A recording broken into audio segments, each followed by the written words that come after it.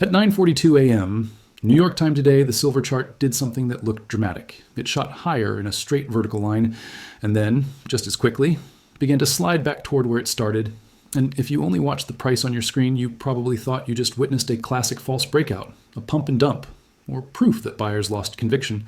But none of that is what actually happened beneath the surface. And I need you to slow down with me for a moment, because the key to understanding today is realizing that what moved was not demand, what moved was liquidity. And what you saw was the financial plumbing breathing under stress rather than the physical metal changing hands in panic. Today is January 17th, 2026, the first full trading week after a holiday stretch when balance sheets are thin, dealers are cautious, treasury settlements are flowing through the system, and the CME is quietly reviewing margin requirements in the background. So the market was already standing on fragile footing before a single ounce of silver was even discussed. Mainstream headlines will later say that volatility cooled and that silver retreated as speculative enthusiasm faded. That story sounds reasonable. It fits neatly into the usual narrative, but it misses the core mechanism because the move today was not a verdict on silver. It was a stress test of market structure, the kind of day where paper reacts instantly while the real world barely flinches. And that difference between paper speed and physical inertia is the entire game most investors never learn to see. Spot price is a digital number that updates every second based on futures contracts, options positioning, and leveraged traders adjusting risk. But physical silver moves at the pace of trucks, refineries, shipping schedules, dealer inventories, and real-world fabrication. And today, those two worlds briefly pulled in opposite directions.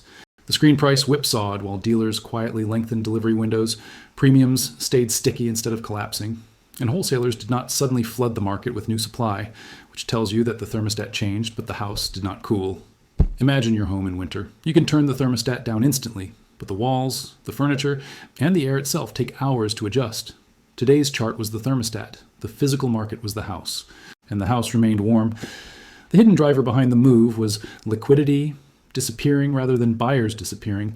In thin post-holiday conditions, even relatively small futures orders can swing price wildly, and that is exactly what happened when a cluster of leveraged traders trimmed positions ahead of potential margin changes. Clearing firms tightened risk limits, and dealers pulled back from adding exposure rather than stepping in aggressively. The market didn't reverse because everyone suddenly decided silver was worthless. It reversed because the system chose caution over expansion. Think of a narrow bridge during a storm. A few heavy trucks race across, and the bridge begins to shake. Traffic controllers slow everything down. Not because the bridge is collapsing, but because the rules of risk management demand it. That is, today's market in a single image. Structure flexing, not failing. And if you zoom out, this pattern is familiar. In 2011, silver spiked hard only to suffer margin-driven pullbacks that looked brutal on a chart, while underlying physical demand remained intense. In 2020, liquidity shocks hit first, and supply reality showed up months later in shortages and delays. Over 2024 and 2025, we saw repeated episodes where paper sold off quickly while inventories tightened slowly. Price moves first, and structure reveals itself second. Markets rarely announce what they are doing in advance. They whisper through behavior before they scream through price. And right now, the behavior is far more important than the candle you saw today, because most retail investors get trapped not by information, but by emotion.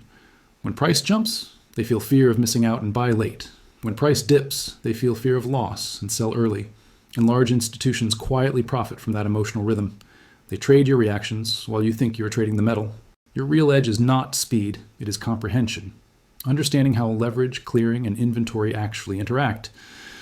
Over the next 48 to 72 hours, I'm not obsessing over where silver closes. I'm watching how dealers act, whether delivery windows stretch or shrink, whether premiums compress with price or remain elevated, and whether clearinghouses send subtle signals through position limits or margin adjustments.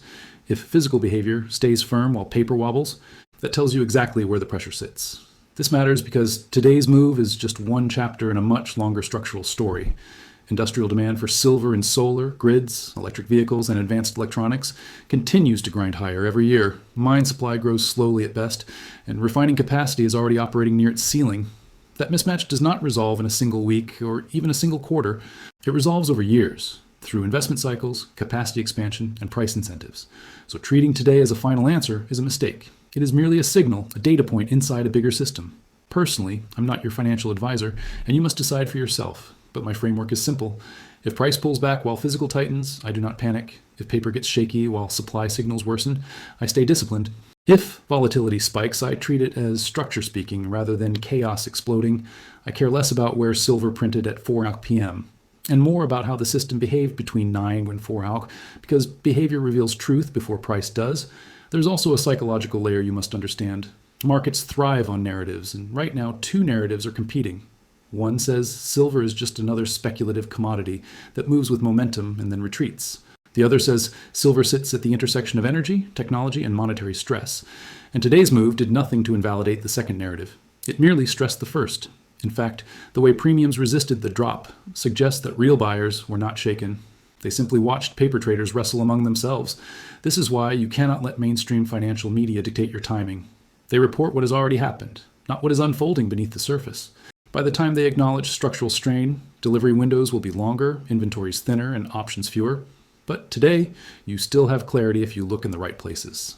Liquidity is temporary, structure is permanent, price is a messenger, not a master. And if you anchor yourself to the chart alone, you will always be late to the deeper shift. Consider also how balance sheets behave in stress. Banks and dealers do not panic when prices rise. They panic when uncertainty rises. And today, uncertainty around margins and settlement flows was enough to make them pull back. Even though demand signals remained firm, that is a classic late-cycle liquidity pattern, not a demand collapse. Imagine a crowded room where the lights flicker. People instinctively pause, not because the building is unsafe, but because the flicker creates uncertainty. Once the lights stabilize, everyone moves again. Today's market was that flicker, not the blackout. And history tells us that repeated flickers eventually precede a more meaningful adjustment, but not in a straight line, rather in waves of tension and release, which is why patience and structure matter more than prediction. You do not need to know the exact price tomorrow. You need to know who controls supply, who controls leverage, and who controls narrative. And right now, physical holders, industrial users, and refiners are in a very different position from leveraged speculators.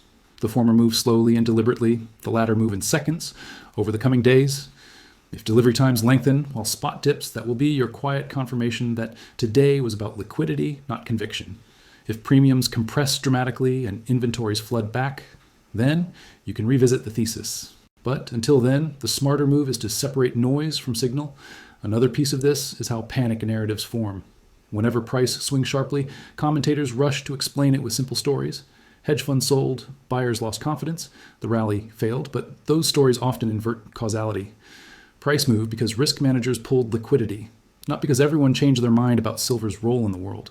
And if you internalize that, you stop reacting emotionally and start reading structurally, you begin to see markets as systems rather than scoreboards, and that is where calm confidence replaces anxiety. As we head into the weekend, keep your focus on 3 layers: the screen price, the physical market, and the balance sheet plumbing that connects them. Watch whether dealers grow more cautious or more confident, whether wholesalers step back in or stay sidelined, and whether clearing signals tighten or relax. Those will tell you far more than any single candle. Stepping back even further, this moment fits into a broader macro backdrop where central banks are balancing inflation risks against growth risks, fiscal policy remains heavy, and real assets continue to attract attention as financial complexity rises. Silver sits at the crossroads of that debate, part industrial input, part store value, part financial asset. And days like today highlight that dual nature: fast on paper, slow in reality. Finally bring this home by remembering that markets rarely reward those who chase movement. They reward those who understand mechanism. Today did not prove that silver demand vanished. It proved that liquidity still dominates short-term price, but liquidity is fleeting while structural imbalances persist. So do not let a single dip shake your framework. Track behavior, read the plumbing, and keep your eyes on how the system adapts rather than how the chart wiggles. If you want a disciplined way to analyze these shifts beyond simple price watching, I have an educational framework linked below that walks through how to read delivery data, futures curves, dealer behavior, and balance sheet constraints. It is not about predicting spikes, it is about understanding architecture. Because in markets, clarity beats courage and structure beats speculation. Thanks for staying with me through this. I will be back in the next update as new signals emerge. And whatever you do, let today be a lesson that noise moves fast, but truth moves steadily. And if you align yourself with the steady part, you will be on the right side of this story in the long run. And that is why, as we move into the next few trading days, your job is not to chase the chart, but to quietly observe how the system behaves under pressure, because markets reveal their truth through behavior long before they reveal it through price. If spot silver drifts lower next week while major dealers stretch delivery windows, that will tell you the paper market is soft, but the physical market is firm. If price rallies, but premiums shrink sharply, that would signal temporary supply relief.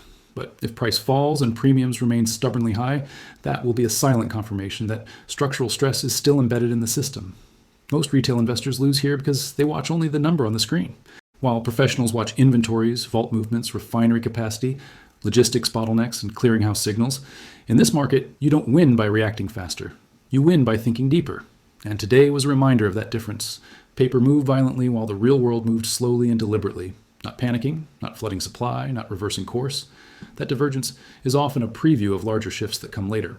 Imbalances rarely explode all at once. They accumulate, flex, and test the system again and again until one day the structure changes. Today was not a climax. It was another stress test. Neither victory nor defeat. Just another layer of tension added to a stretched framework. If you are here only to make quick money, you will eventually burn out. But if you are here to understand how markets actually function, today gave you a valuable lesson about balance sheets. Incentives and risk management. As we head into the new week, I will be watching 3 things closely. Whether call for availability, notices increase on dealer sites, whether delivery times move from 2-3 weeks to 4-6 weeks, and whether clearinghouses quietly tighten or relax margin requirements. If all 3 start flashing red together, today's move will look like the opening act of something larger if they remain calm. Today will likely be remembered as noise. Either way, you need preparation rather than panic, clarity rather than emotion, because markets try to rush you, but wealth favors those who stay steady. Today was another reminder that price is fast,